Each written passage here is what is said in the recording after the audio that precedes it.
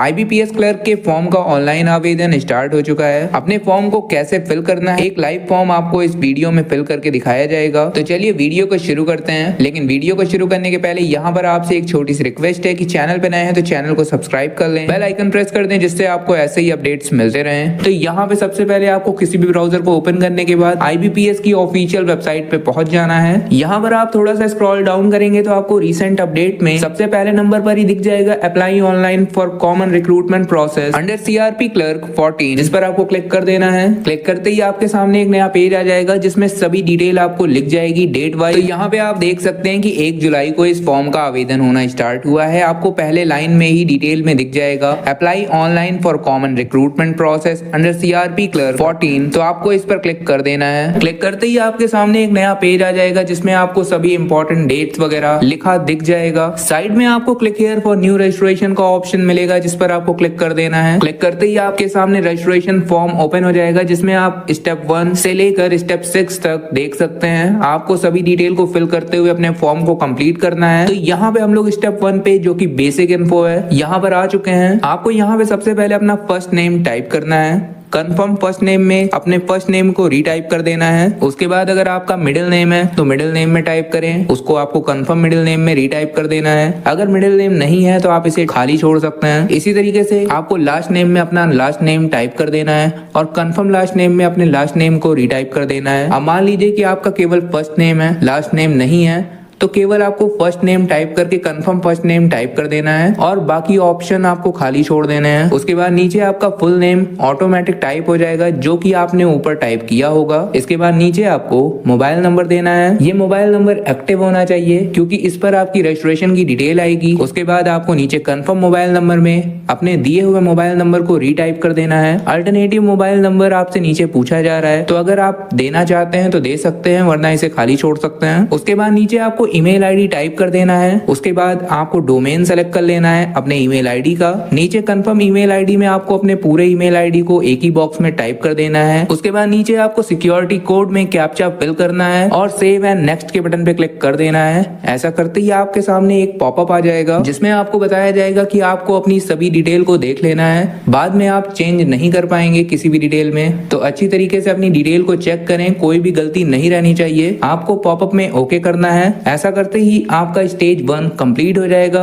और आप रिडायरेक्ट कर दिए जाएंगे स्टेज 2 पर, जहां पर आपको डॉक्यूमेंट अपलोड करना होगा, फोटो एंड सिग्नेचर। तो यहाँ पर आप सबसे ऊपर देख सकते हैं कि आपका रजिस्ट्रेशन नंबर और पासवर्ड ऊपर लिखकर आ चुका है, जिसको आपको स्क्रीनशॉट ले लेना है क्योंकि ये फ्यूचर में आपके काम आएगा। साथ ही साथ ये डिटेल आपको ईमेल और मैसेज में रिसीव हो जाएगा आपके दिए हुए नंबर और ईमेल आईडी पर, तो उसको भी आपको सेव करके रखना है क्योंकि फ्यूचर में चाहे एडमिट कार्ड की बात कर लीजिए या फिर रिजल्ट की बात कर लीजिए, ये रजिस्ट्रेशन डिटेल आपके काम आएगा, तो इसको आपको सेव करके रख लेना है। अब नीचे यहाँ पे आपको डॉक्यूमेंट अपलोड करना है, फोटोग्राफ एंड सिग्नेचर। तो यहाँ पे आपको ऊपर गाइडलाइन का PDF मिल जाएगा, तो यहाँ पर आपको क्लिक करना है। आपके सामने एक PDF ओपन हो जाएगा जिसमें आपको फोटोग्राफ, सिग्नेचर, लेफ्ट थंब और डिक्लेरेशन के सभी इंस्ट्रक्शन बता दिए जाएंगे। तो इसको आपको अच्छी तरीके से देखना है और इंस्ट्रक्शन के हिसाब से अपने डॉक्यूमेंट को तैयार करके फाइल मैनेजर पे सेव कर लेना है। अगर डॉक्यूमेंट बनाने में कोई परेशानी आ रही है तो आई बटन में आपको डॉक्यूमेंट कैसे बनाना है वीडियो मिल जाएगी, आप जाके उसे देख सकते हैं। तो यहाँ पे मान के चलते हैं कि आपने उस वीडियो को देखकर अपना डॉक्यूमेंट तैयार कर लिया है। तो सबसे पहले नंबर पे यहाँ पे आप देख सकते हैं स्कैन फोटोग्राफ के नीचे चूज फाइल का एक ऑप्शन मिल जाएगा जिस पर क्लिक करके आपको अपने फाइल को अपने फाइल मैनेजर से सेलेक्ट करना है। आपका फाइल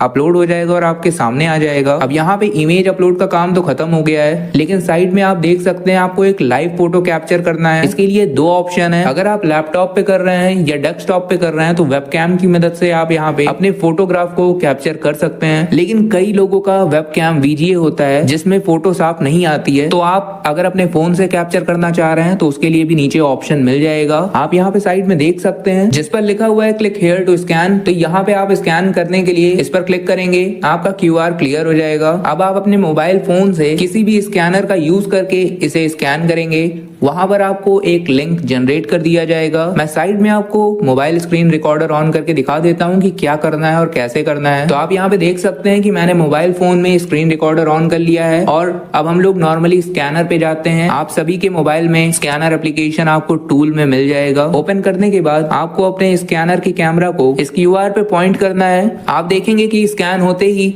आपके मोबाइल में एक लिंक जनरेट हो जाएगा। नीचे आपको ब्राउजर से ओपन करने के लिए या फिर कॉपी करने का ऑप्शन मिल जाएगा। तो आप चाहें तो कॉपी करके ब्राउजर में जाके पेस्ट कर सकते हैं, और अगर चाहते हैं कि डायरेक्ट ओपन हो जाए तो आपको यहीं पर डायरेक्ट ऑप्शन मिल जाता है, जिस पर क्लिक करेंगे तो आपको रिडायरेक्ट कर दिया जाएगा ब्राउजर पे और ये लिंक आपका ओपन हो जाएगा। आप देख पाएंगे कि आप IBPS के ऑफिशियल वेबसाइट पे पहुंच चुके हैं और आपका डैशबोर्ड लॉगिन है। नीचे आपको कैप्चर फोटो का ऑप्शन मिल जाएगा, जिस पर क्लिक करते ही आपके मोबाइल का कैमरा ऑन हो जाएगा। अपना एक लाइव फोटो कैप्चर कर लेना है। जैसे ही आप कैप्चर करते हैं आपके फोन में आपको प्रीव्यू के लिए आपके फोटो को दिखाया जाएगा। अगर कैप्चर्ड फोटो सही है तो आपको कंफर्म कर देना है, आपका फोटो अपलोड हो जाएगा और आपके लैपटॉप स्क्रीन या फिर आप जहां पर भी अपने फॉर्म को फिल कर रहे थे ऑटोमेटिक वहां पर रिफ्रेश होकर आप देख पाएंगे कि यहाँ पे कैप्चर्ड इमेज में आपकी लाइव फोटो कैप्चर होके आ चुकी है। तो इस तरीके से आप चाहें तो अपने फॉर्म को किसी भी जगह पे फिल करें, लेकिन कैमरा का यूज जहाँ पे आपको लाइव फोटो कैप्चर करना है अपने फोन का यूज कर सकते हैं। तो यहाँ पर आपको अपने हिसाब से कैप्चर कर लेना है। उसके बाद आपको नीचे यहाँ पे चेक बॉक्स पे चेक करना है और नीचे इसी तरीके से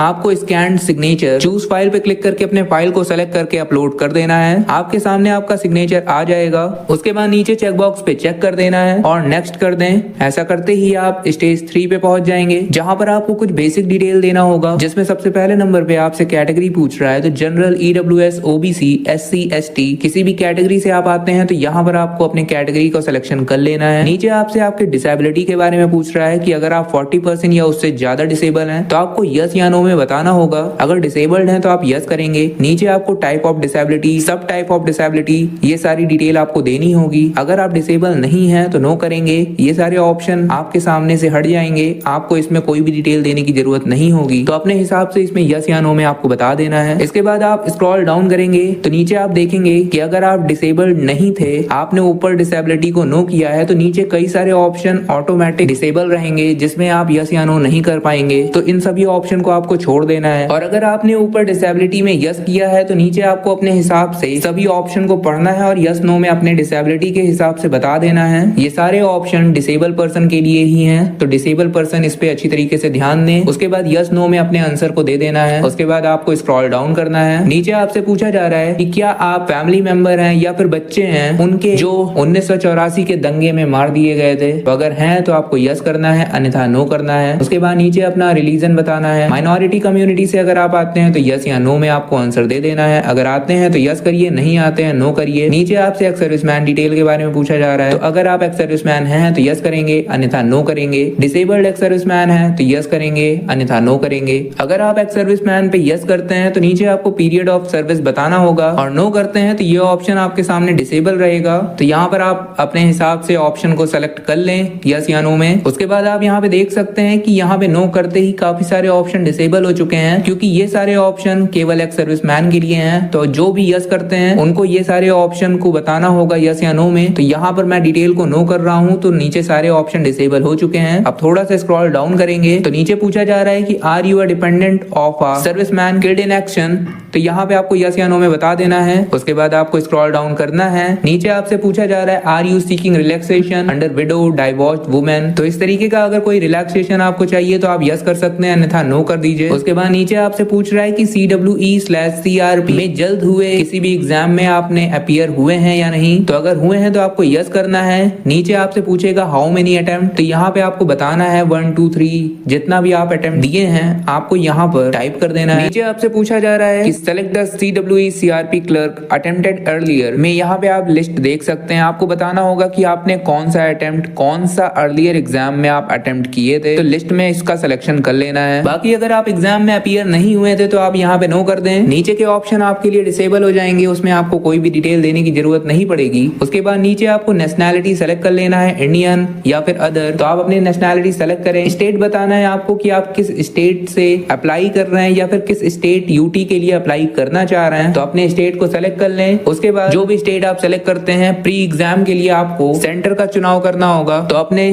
प्री एग्जाम के सेंटर को चूज कर लें। इसी तरीके से नीचे मेन एग्जाम के सेंटर को आपको चूज कर लेना है। उसके बाद नीचे आपको एक चेक बॉक्स दिखेगा, इस पर आपको चेक बॉक्स पे चेक कर देना है। उसके बाद नीचे आपको आईडी प्रूफ सेलेक्ट करना होगा, जो भी आईडी प्रूफ आप देना चाहते हैं। ये आईडी प्रूफ आपको एग्जामिनेशन सेंटर पर भी ले जाना होगा। तो इस चीज का ध्यान देते हुए आपको यहाँ पे दिए हुए लिस्ट में किसी भी एक आईडी प्रूफ का सिलेक्शन कर लेना है। आप जो भी आईडी प्रूफ सेलेक्ट करते हैं नीचे आपको आईडी प्रूफ नंबर में अपने आईडी प्रूफ नंबर को फिल कर देना है। उसके बाद नीचे आपको अपना मीडियम सेलेक्ट करना है, इंग्लिश एंड हिंदी या फिर इंग्लिश एंड उर्दू। सेलेक्ट करने के बाद नीचे आपको स्क्रॉल डाउन करना है, आपसे कुछ पर्सनल डिटेल लिया जाएगा जिसमें आपको डेट ऑफ बर्थ सेलेक्ट कर लेना है, अपना जेंडर बताना है, आधार कार्ड नंबर और पैन कार्ड नंबर यहाँ पर आप दोबारा से टाइप कर सकते हैं। अगर नहीं देना चाह रहे हैं तो ये स्टार मार्क यहाँ पे नहीं लगा हुआ है, आप इसे खाली भी छोड़ सकते हैं। उसके बाद नीचे आपसे पूछा जा रहा है कि do you have twin brother sister, तो अगर हैं तो यस करेंगे, आपको उनकी डिटेल नीचे देनी होगी। अगर नहीं है तो नो करेंगे। इसके बाद आपको मैरिटल स्टेटस बताना है,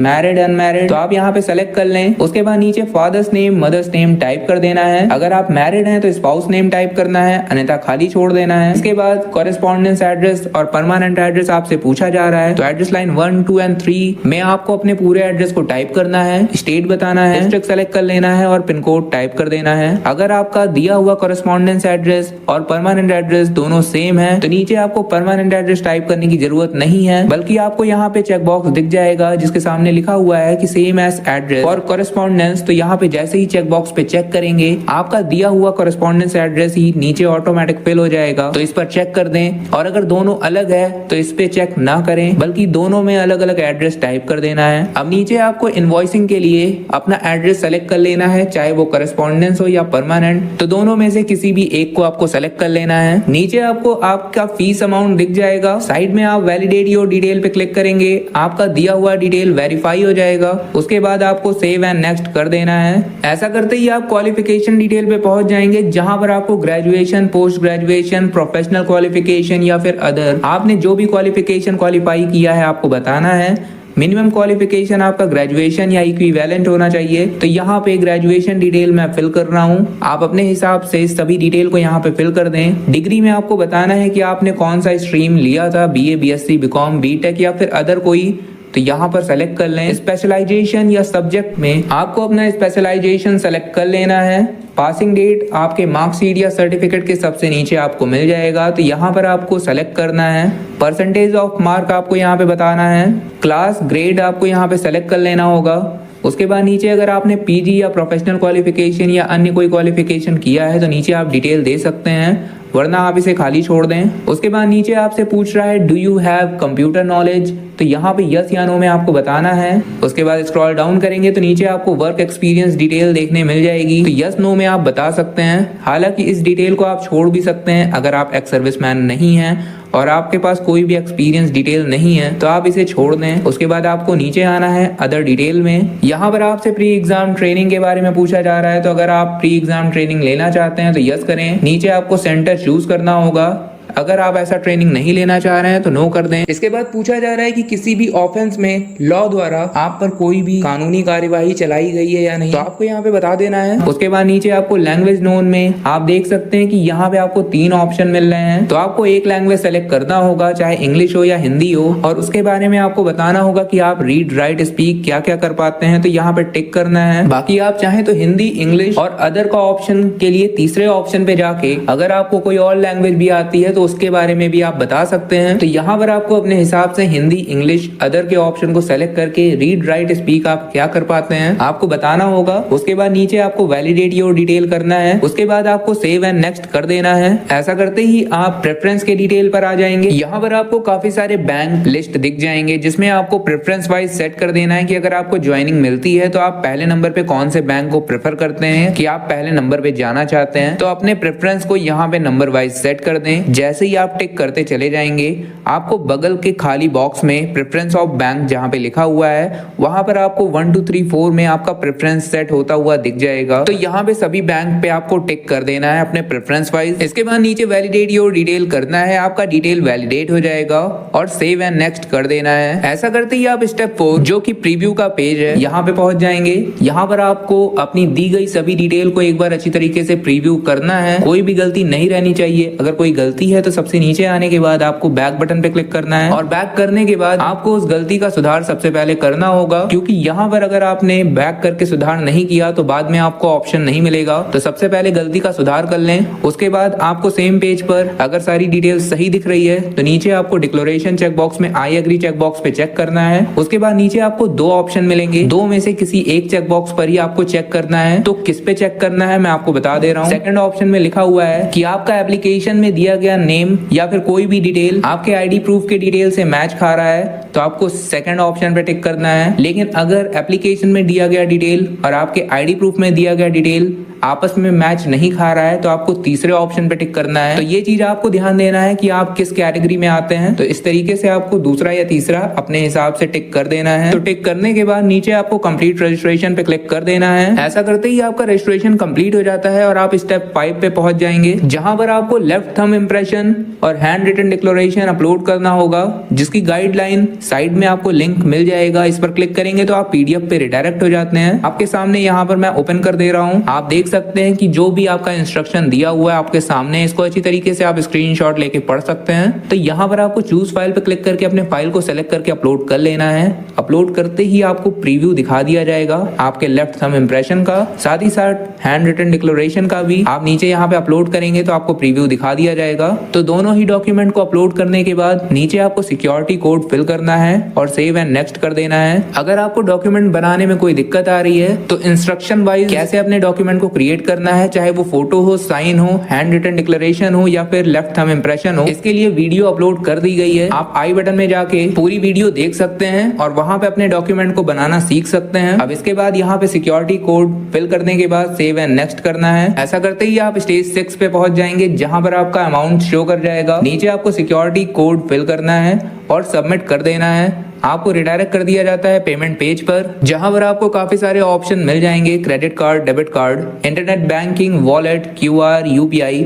तो किसी भी एक ऑप्शन को सेलेक्ट करके अपने पेमेंट को कंप्लीट कर देना है। पेमेंट कंप्लीट होते ही आपको रिडायरेक्ट कर दिया जाता है एप्लीकेंट लॉगिन पेज पर, जहां पर आपको अपने रजिस्ट्रेशन नंबर और पासवर्ड को देकर लॉगिन करना है। लॉगिन करते ही आपके सामने एप्लीकेशन आ जाएगा, जिसको आपको पीडीएफ फॉर्म में सेव कर लेना है और प्रिंट आउट निकलवा लेना है फ्यूचर यूज के लिए। आशा करते हैं कि आपको फॉर्म फिल करना आ गया होगा। अगर कोई इश्यू आ रहा है या कोई परेशानी है या कोई भी डाउट है तो नीचे आप कमेंट कर सकते हैं, आपका रिप्लाई मिल जाएगा। आपके हर एक डाउट को क्लियर किया जाएगा। तो आज के लिए इस वीडियो में बस इतना ही। आशा करते हैं कि आपको इस वीडियो से हेल्प मिली होगी। तो अगर इस वीडियो से आपकी कुछ हेल्प हुई हो तो इस वीडियो को लाइक कर दें और चैनल पे नए हैं तो चैनल को सब्सक्राइब करके बेल आइकन प्रेस कर दें, जिससे आपको ऐसे ही अपडेट्स मिलते रहें। धन्यवाद।